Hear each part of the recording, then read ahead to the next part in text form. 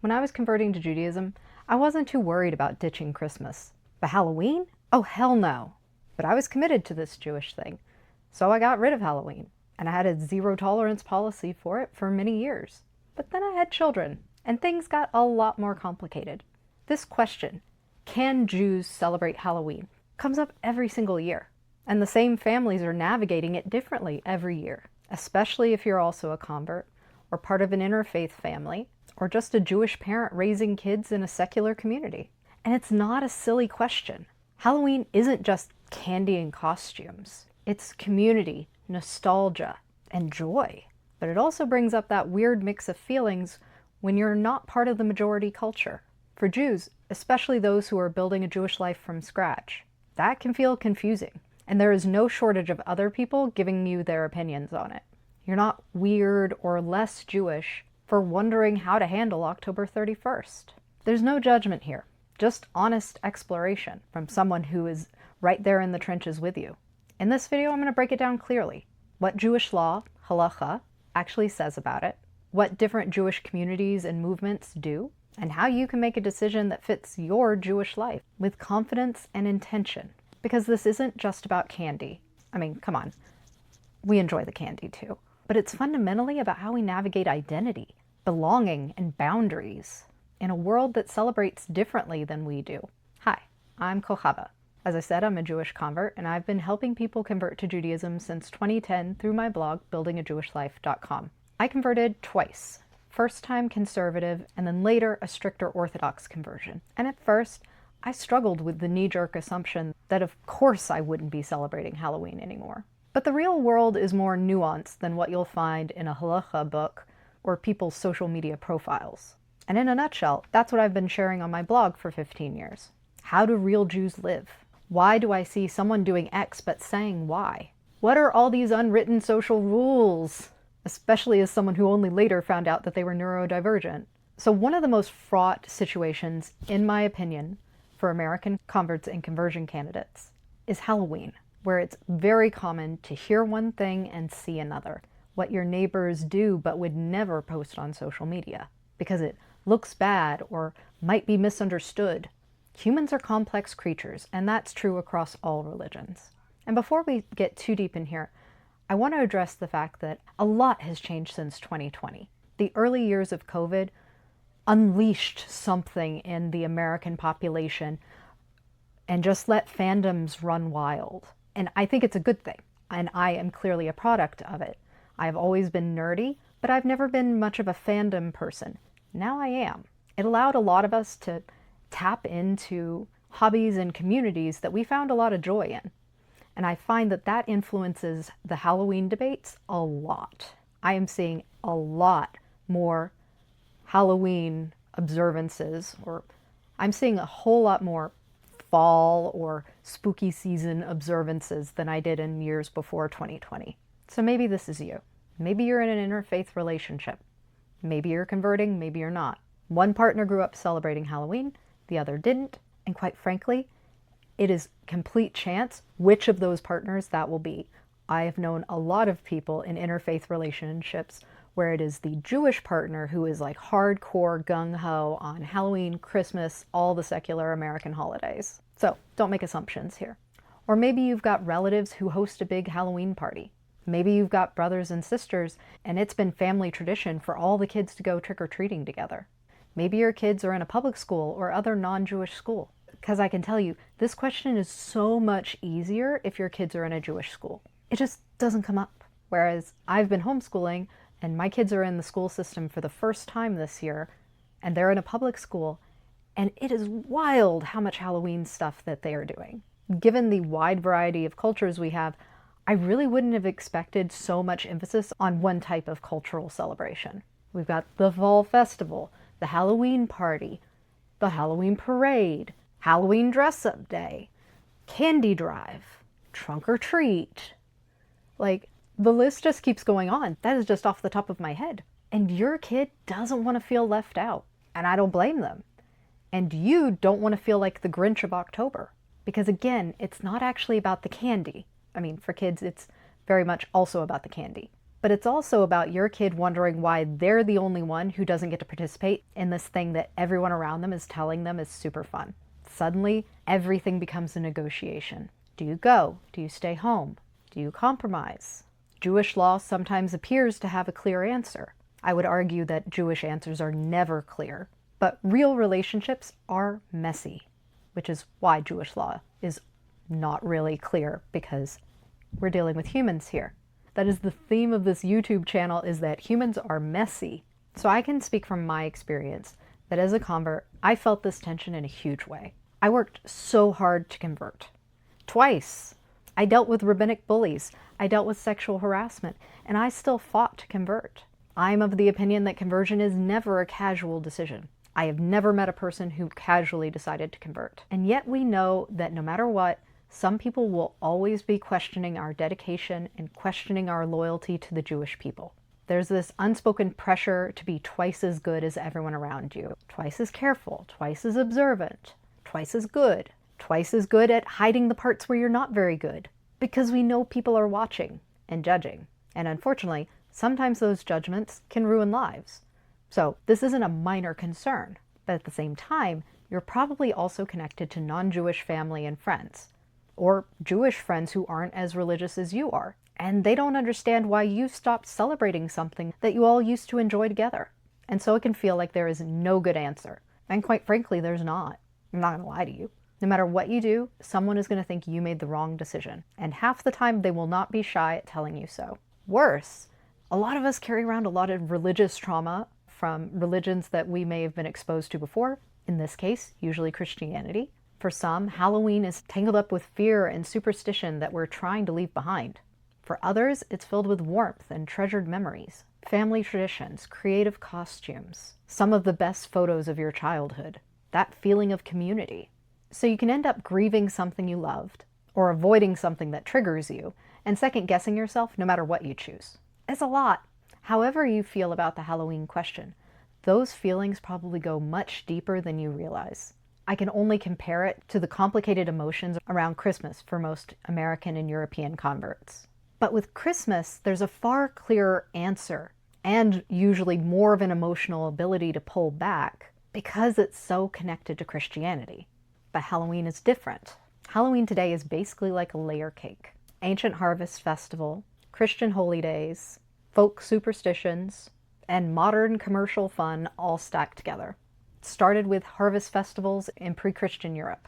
Later, the church layered on All Saints' Day and All Souls' Day, redirecting those older customs into remembering the dead and the saints.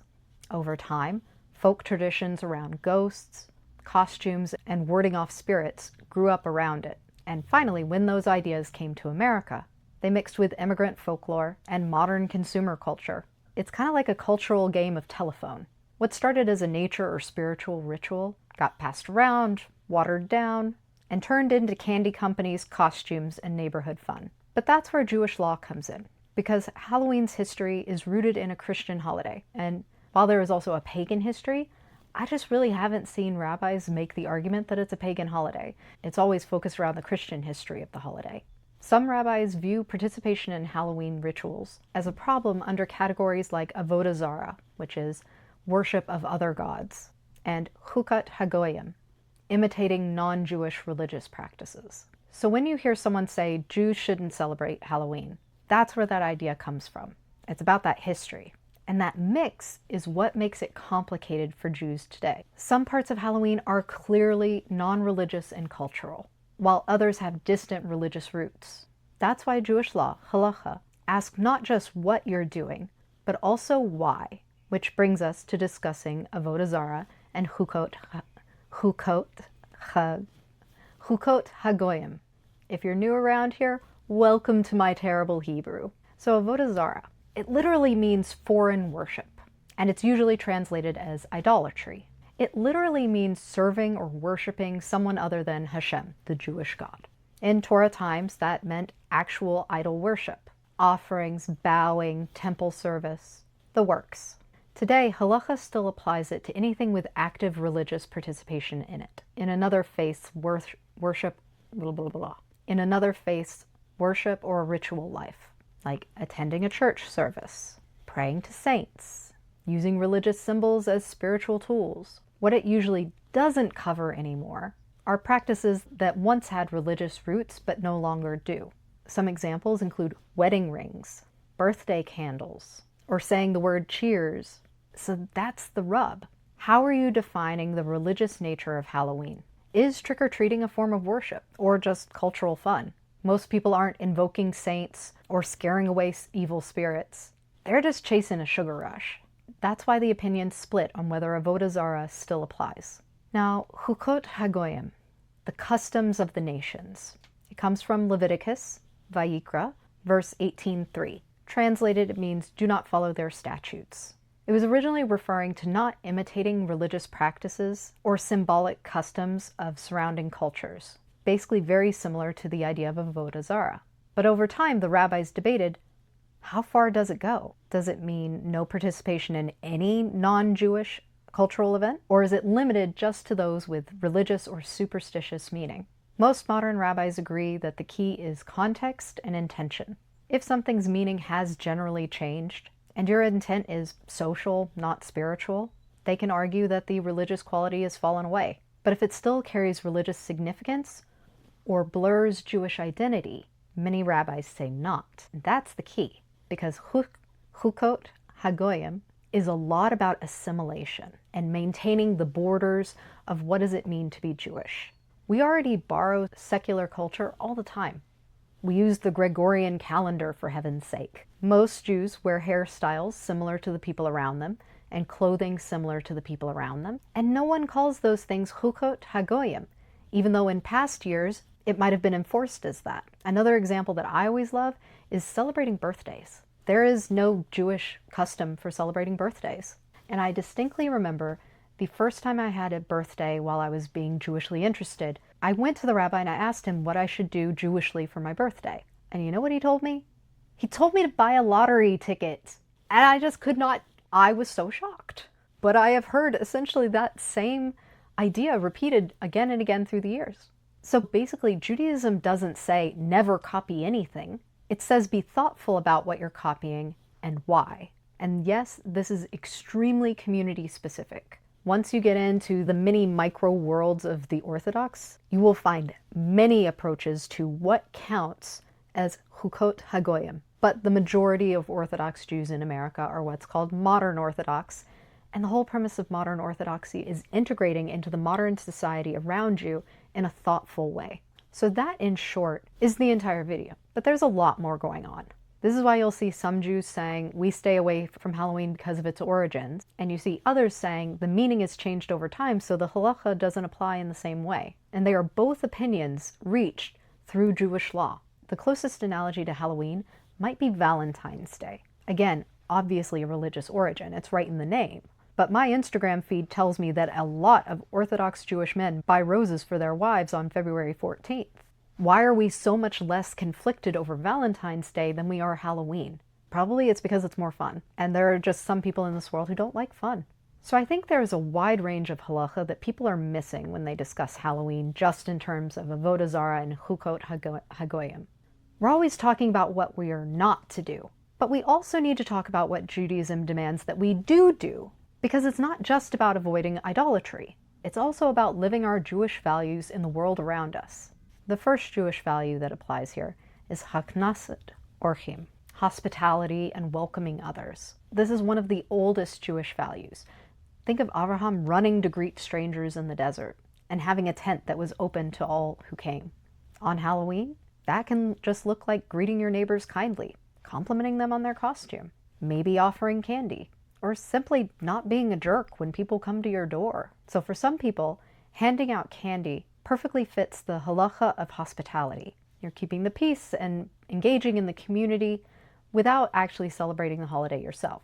On Halloween, we can also be practicing chesed, loving kindness. Even the smallest of gestures count. Smiling at the kids, being polite, not scolding someone for knocking because you forgot to turn off the porch light. You can always uphold chesed without compromising observance. Another Jewish value is simcha, joy. Judaism values joy and connection. You don't have to spiritualize Halloween, but you can acknowledge the happiness that it brings to your friends and neighbors. Participating in that community fun, or creating your own traditions around the fall season, honors Simcha in a very Jewish way. Next, we have shalom bayit, peace in the home. If your spouse or kids want to participate on Halloween differently than you do, shalom bayit is a real halachic factor to be considered. Many rabbis encourage finding compromises that keep the family harmony intact, usually playing the long game rather than getting a short-term victory. Whether that's handing out candy, going on a walk together, wearing costumes around the house, or starting to plan for next Purim, which we'll get into later. This is because Jewish life is lived in real households made of real human beings, not theoretical ones. You gotta do what you can with what you got. And then the last value that I think there is some recognition around, but we aren't usually explicit about it, is Chilul Hashem versus a Kiddush Hashem. And this is about reputation and the sanctification of God's name. It's basically how we behave in public, rightly or wrongly, reflects on the entire Jewish community. No pressure. Chilul Hashem means a desecration of God's name. Being rude or slamming the door can be a real Chilul Hashem. And a Kiddush Hashem is a sanctification of God's name. It's responding with kindness and politeness, even when you're abstaining. You can say no to Halloween and still make a Kiddush Hashem while doing it. So the takeaway here is that even when halacha says maybe don't, halacha and Jewish values do also say be kind, be joyful, be peaceful, and represent your people well. So now we come to Purim. The standard response when you don't celebrate Halloween and someone starts asking you about it is to start talking about how Jews already have a Jewish Halloween, Purim in the spring. That's when we get the costumes and the candy, and quite frankly the mischief a little bit too. But it's a very different story. And usually that's not the sort of conversation you get into at the water cooler. Purim and Halloween have surface similarities. Both involve dressing up, giving out treats, and plenty of noise and laughter. But why we do those things couldn't be more different. On Halloween, costumes came from wanting to either scare away or blend in with the spirit world. On Purim, costumes are about reversals and revelation, a reminder that God's presence remains hidden in plain sight, and that courage can come from unexpected places. Where Halloween embraces fear and trickery, Purim leans into joy, generosity, and justice. The example that I feel like everyone gives is that on Halloween, you're walking around knocking on people's doors and demanding they give you food, or you're going to pull a prank on them. Whereas in Judaism, we're dressing up and then delivering gifts to both friends and the poor. It's a very different energy looked at from that perspective. It's about community care, not survival of the spookiest. And maybe that's the deeper takeaway. We don't avoid Halloween just to be different. We already have a framework for celebrating creativity and transformation, one that's grounded in our own stories and values. So with all these emotions and values in play, what do the different Jewish movements actually say about Halloween? In what's called the liberal community, which is all the movements other than Orthodoxy, the guidance tends to focus on personal intent and community context. Most rabbis view Halloween as a cultural holiday, not a religious one. So participation becomes a matter of conscience and purpose. What message are you sending, and what meaning are you bringing into it? And families are encouraged to frame it through Jewish values, kindness and generosity. Within Orthodoxy, which I will remind you is a huge world with many different positions. The Orthodox is not a monolith. But in Orthodox spaces, the majority of rabbis prohibit all Halloween practices because of its origins in Avodah Zara. But everyday life isn't exactly so black and white.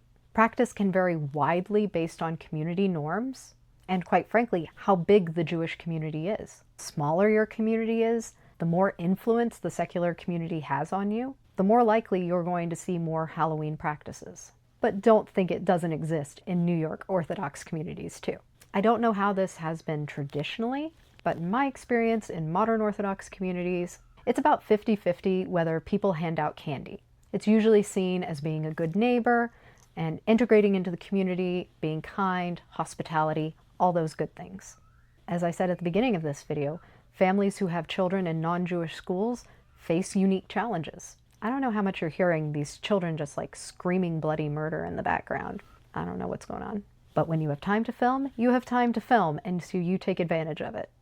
So in those cases, you might see families where the kids are dressing up in costume on dress-up days because they're presented more as dress-up days than Halloween days. And there's definitely a lot of people who love spooky movie nights. You might see adults participating in things at work, like little bits of costume or full costumes. And participating in the workplace is very similar to the ideas of why people hand out candy, fitting in, being kind, and hospitality.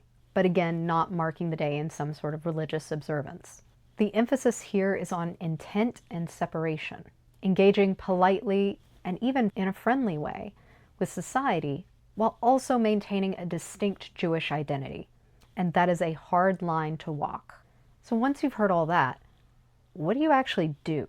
There is no one right answer, which I'm sure you figured out from the very beginning of this video, but there are a lot of ways to navigate this holiday with intention, no matter how or how not you celebrate it. Whether you're keeping a strict boundary, wherever that is, or trying to find a middle path, the goal is the same, to live out your Jewish values with clarity and kindness.